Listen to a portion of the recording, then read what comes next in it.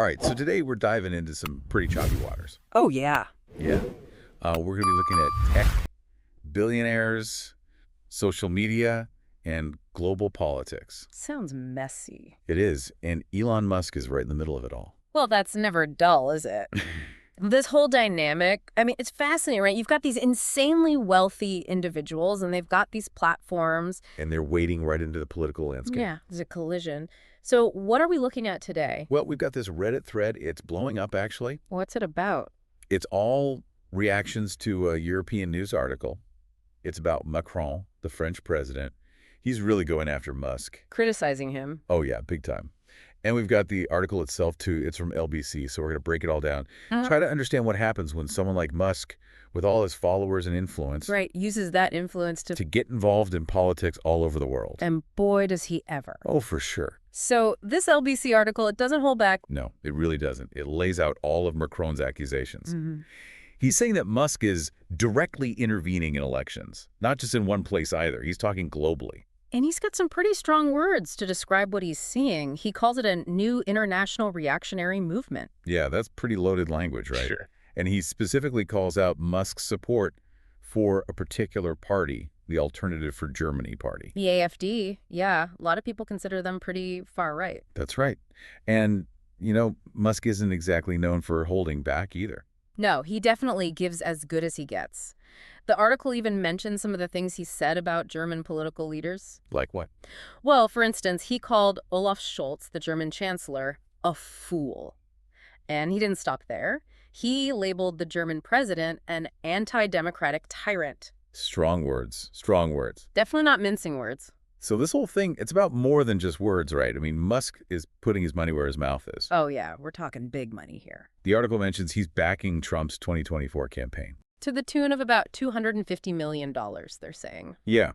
And then there's that whole thing with Nigel Farage and the Reform UK party over in the UK. Right. He was considering donating to them, but then backed away. Yeah, I wonder what happened there. Well, according to the article, it seems like they disagreed about Tommy Robinson. The far-right activist. That's the one. So it's not as simple as Musk just blindly supporting anything right-wing, you know?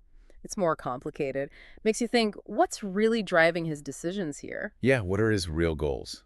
It gets even spicier when you look at Musk's online battles with UK political leaders. Oh, yeah, like with Keir Starmer. That's right, the UK Labour leader. Starmer accused Musk of spreading lies. And of whipping up intimidation. All because of Musk's attacks on a Labour MP, Jess Phillips. Over her stance on that child exploitation scandal.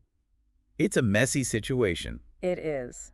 On the one hand, you've got free speech, the right to express your opinion. But then there's the question of responsibility. Exactly, especially when someone like Musk, with his platform, amplifies those opinions. Right. It makes you wonder, could it actually cause harm? Could it manipulate people? And then there's that tweet from Musk. Mm-hmm. He actually said, America should liberate the people of Britain from their tyrannical government. Oh, wow. Yeah. And then he did a poll about it, asked his followers if they agreed. And 71.7% voted yes. That's a lot of people. It really highlights the potential consequences when you have this kind of influence. One tweet and it goes viral, it impacts what people think, maybe even how they act. Makes you wonder, where is the line between just stating an opinion and actually inciting something dangerous? Right, yeah, where does it cross over? Okay, so all this, it sent the Reddit thread into overdrive. Mm-hmm. You've got people praising Macron for calling Musk out. Makes sense. Others are skeptical, though, like, will he actually do anything about it? Right. And then there are some who are calling for some pretty extreme stuff, like bringing back the guillotine. Wow. I know, right? Or banning X altogether. It shows you how strongly people feel about this. It's not just some theoretical debate, you know? Yeah. It's hitting a nerve. Yeah, people are passionate about it on all sides. And this one question keeps coming up over and over. Are Musk's actions actually direct intervention in elections? Or is he just expressing his opinion, like anyone else is allowed to? Right, that's the big question. When does voicing an opinion become something more when you've got a platform like his? And the resources to potentially influence the outcome of an election. Exactly. And then some Redditors, they started comparing Musk to George Soros. Oh, wow, that adds a whole other layer to it. It does. Bringing up Soros, it brings in all this historical context. Wealthy individuals using their money to influence politics. It makes you wonder about hidden motives. It does. So we've got Macron making accusations, Musk throwing shade and stirring up controversy on X, and the Reddit community is exploding. It's a multi-layered situation for sure, and we've only just scratched the surface. This is where it gets really interesting. We need to dig deeper, see the bigger picture. Okay, but before we do that, let's take a minute to think about what we've learned so far. Yeah, good idea. So we've seen that Musk's involvement in global politics, it's complex. It's not just one thing. It's vocal criticism. It's financial backing. Right. And it's provoking a lot of reactions all over the Yeah, place. people are worried about it, anxious. And it's all about the influence that tech billionaires have in the political arena. It's a real concern for a lot of people. Absolutely. It really does feel like the balance of power is shifting. Like we used to think of governments, the big institutions as the main players in global politics. But now you've got these individuals like Musk coming in. It is different, yeah. And it's not just about their money. It's about the platforms they control. Like X. Exactly. I mean, that gives him a direct line to millions of people, right? He can shape the entire conversation around what's happening politically, and he can do it instantly. And that's what we're seeing here, right? His tweets, the polls he does, they all feed into this frenzy of debate and reaction. It really raises some ethical questions, right? Does someone like Musk have a responsibility, to think about the impact of his words, his actions, especially when you're talking about something as sensitive as elections? Yeah, or is it just free speech, plain and simple? Right, that's the classic debate, isn't it? Freedom of speech versus the potential to do harm. And when you've got someone with a platform as big as Musk's, well, it's a whole other level of complexity. Yeah, the scale of it changes everything. And this isn't just about Musk, it's a trend we're seeing. Tech billionaires getting more and more involved in politics. It's happening everywhere. And it's making us rethink how power actually works in our societies. It's like the old rules don't apply anymore. We're in this period of rapid change, both with technology and with how politics works. We need to adapt how we think about things, the systems we have in place. So it's not just about regulating these platforms then. It's part of it, but we also need to educate people, citizens. To be more discerning. Exactly. We all need better critical thinking skills to be able to spot biases, fake news, all of that. And we need to be active in shaping the digital world we want to live in. It's not just about government stepping in. It's about individuals taking responsibility too, isn't it? That's exactly right. And, reading that Reddit thread, it's clear this is on people's minds. A lot of frustration, a lot of concern. Sure. People from all over Europe are talking about it, worried about how this kind of influence could affect their countries, their democracies. It's a global issue. It makes you think, what can governments actually do? How do you balance free speech with protecting democracy, especially when these platforms operate across borders?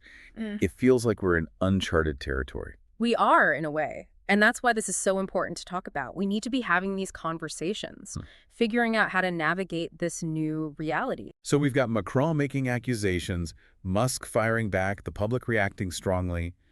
But what about the consequences of all this? What actually happens in the real world when you have tech billionaires with this kind of political influence? That's the core question, isn't it? And it goes way beyond just donating to campaigns or endorsing candidates. It's about having control over the platforms that shape how we think, how we see the world. It's about amplifying certain voices, maybe silencing others, controlling the information people see. Right, and that's what a lot of people in that Reddit thread were worried about. The potential for these platforms to be used to spread lies, propaganda even. Yeah, I mean, we've seen how social media can be used to manipulate people, to create division.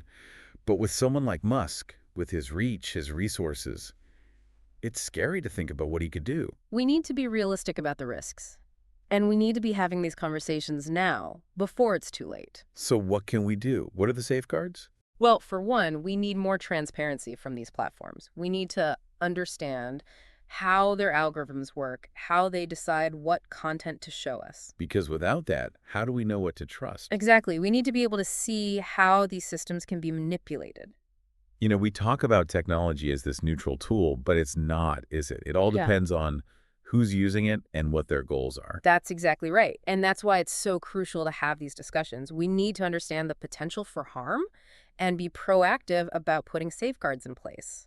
Because if we don't, these technologies could really undermine our democracies. It's not just about elections. It's about our ability to have reasonable debates, to be informed citizens. Right.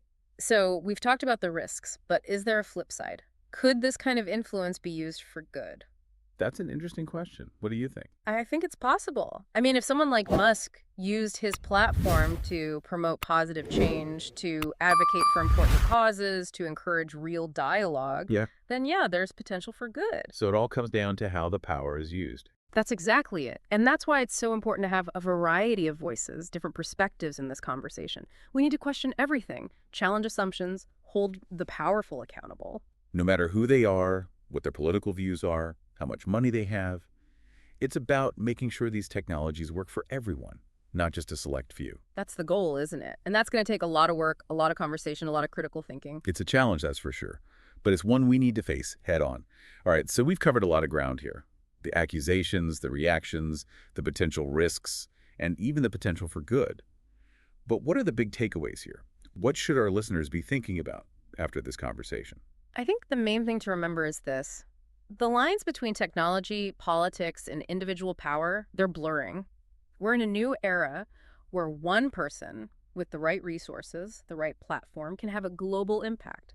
They can influence elections, shape public opinion, maybe even change the course of history. It's a lot to wrap your head around, isn't it? It makes you think about the kind of world we're building, the challenges we're facing. It does, but it's also exciting, Hmm. because we have the chance to shape these technologies, to make sure they're used for good.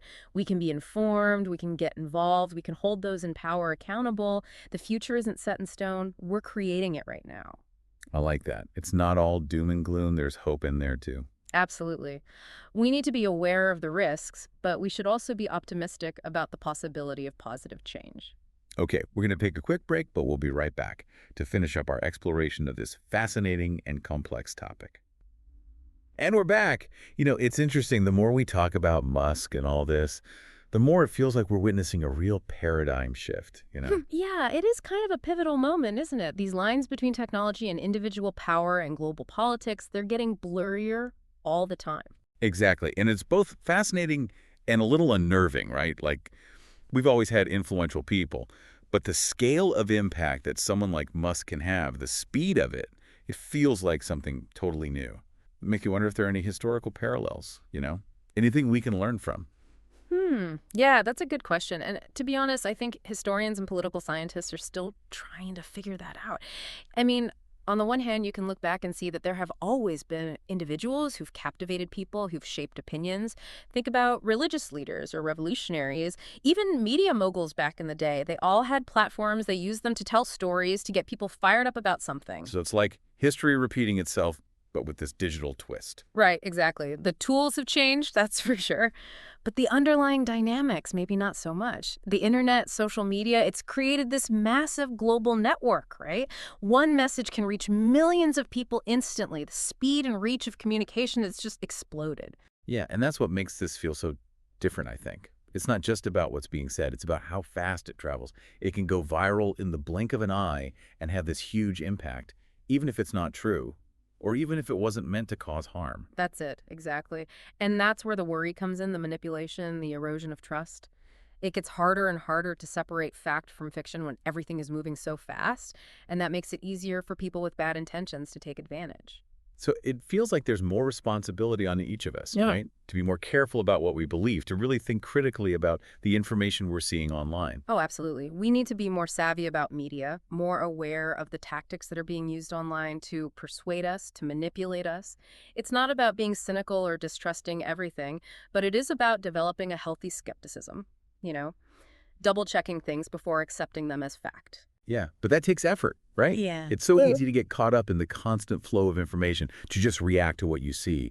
But this whole situation with Musk, it's a good reminder that we can't just be passive anymore. We have to be more active. Exactly. We need to be engaged critical thinkers. We need to be willing to challenge the narratives that are being pushed on us. We need to take responsibility for shaping the digital world, making sure it aligns with our values, with the truth. This conversation has been really eye-opening. We've only scratched the surface of this topic, but we've already learned so much. I agree. This is something that needs more attention, more discussion, and I really hope our listeners will keep thinking about these issues, keep searching for solutions. So as we wrap up this deep dive, what's the one big takeaway you want our listeners to leave with? I think the most important thing to remember is that we're not helpless in all of this. We have choices. We have power. Yeah. We can decide how we interact with technology, how we process information, how we participate in politics. The future of this digital world we live in, it's not predetermined. We're building it every day with every choice we make, every action we take. That's a great point and a really hopeful one. It reminds us that we can be empowered by technology, not just controlled by it. Exactly. It's a future worth fighting for. Absolutely. Well, thanks for joining us for this deep dive, and thanks to all our listeners for tuning in. Until next time, stay curious and stay engaged.